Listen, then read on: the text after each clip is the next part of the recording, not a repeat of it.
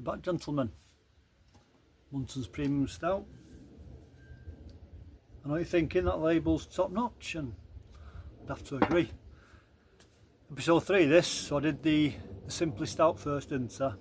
Cooper's Irish Stout, I've not done that one before.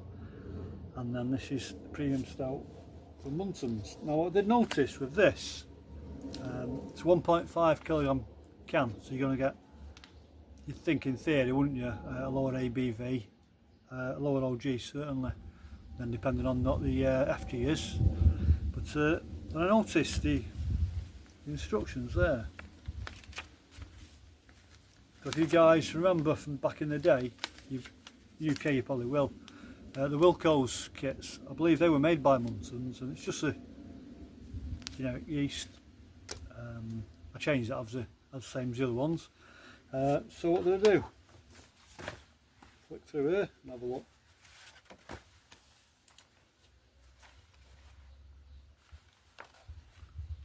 Did have it organised at one point in this, but right, so Muntons Premium Irish Stout. Did it on 16th of May 2025, in case you're looking back in years to come. Brewed to 20 litres. As I said, it's a 1.5 kilogram can. Same again, 1 kilogram of ordinary table sugar, just from the supermarket, half crushed candle tablet, a teaspoon of yeast nutrient. I changed the yeast again, Crossmyloof ale yeast. I pitched at 21 degrees Celsius, fermented at 20C. So they got OG of 1.042. Look at my notes here, this simply was 1.045, and the Cooper's 1.046, so not much more. Bear in mind it's 300 grams less of extract anyway. So the original thought, looks black, smell not much, taste smooth velvet. So I put will dry hop 50 grams of Goldulings day 5 or 6, which I did. On the 20 seconds with day 6. So we got the OG of 1.042 as I just said, FG of 1.008, so it did finish quite low, an ABV of 4.5%. Now you look at the other two, the Simply Stout and the Cooper's, 4.8 and 4.7 respectively, so it's within the region, isn't it? So a 4.5% stout, been in the bottle for 3.5 weeks. I've chilled a couple. Friday afternoon, why not? Done all my jobs for the afternoon.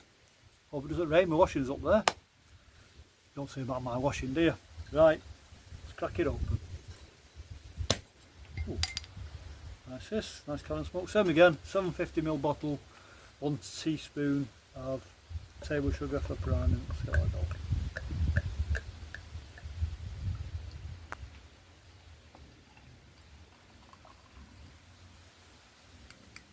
Stop there. So yeah, they've all been primed pretty similar. As I said, I've done it in the, I didn't use 500ml bottle, I just would put half a teaspoon in, but one's alright one. Not bad looking beer, is it? Finger ahead, light, tan. It's never white, is it, homebrew? Not with the bottle condition ones, I know mine haven't been anyway, so. It's Muntons. Have you done this one before? Let me know what you thought of it. Comment below.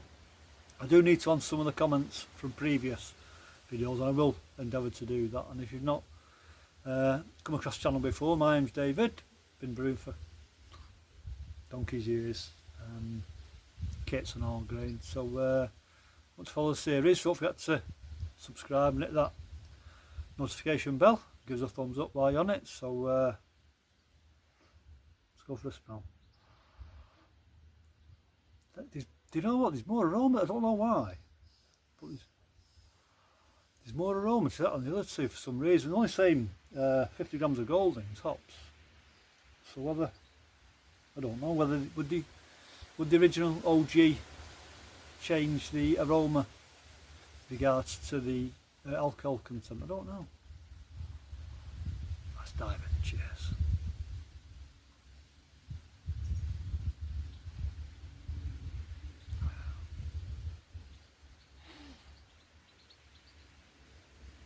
Try another.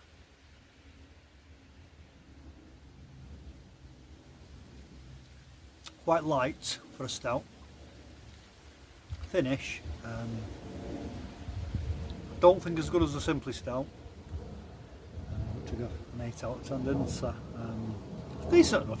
Something you could easily pass off to your friends and family, no problem.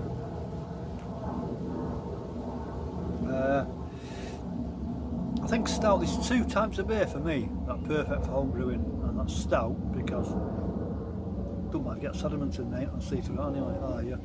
And the wheat beer, which for bottle conditions especially, you want the yeast in there, don't you? So got to score this one, haven't I? So the Simply was 8 and the Cooper's was 7.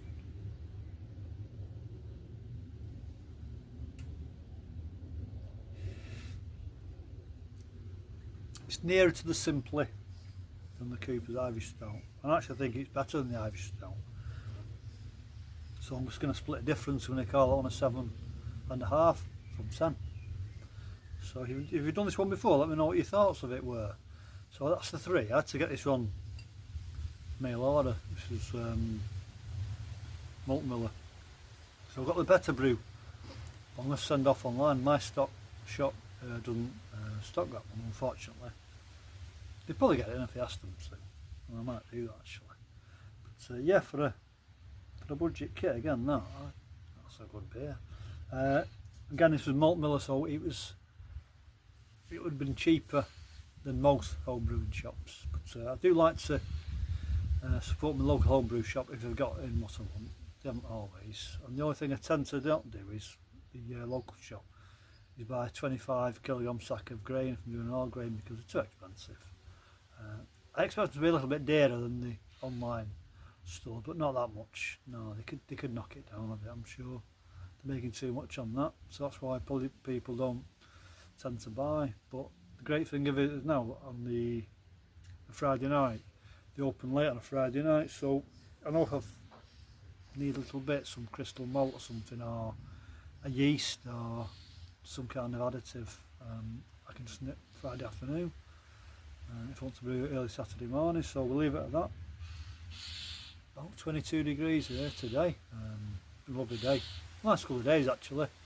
So I'm going to put my feet up, enjoy this, upload it, bid you farewell, enjoy the rest of the weekend fellas, and I'll catch you on the next one. Cheers.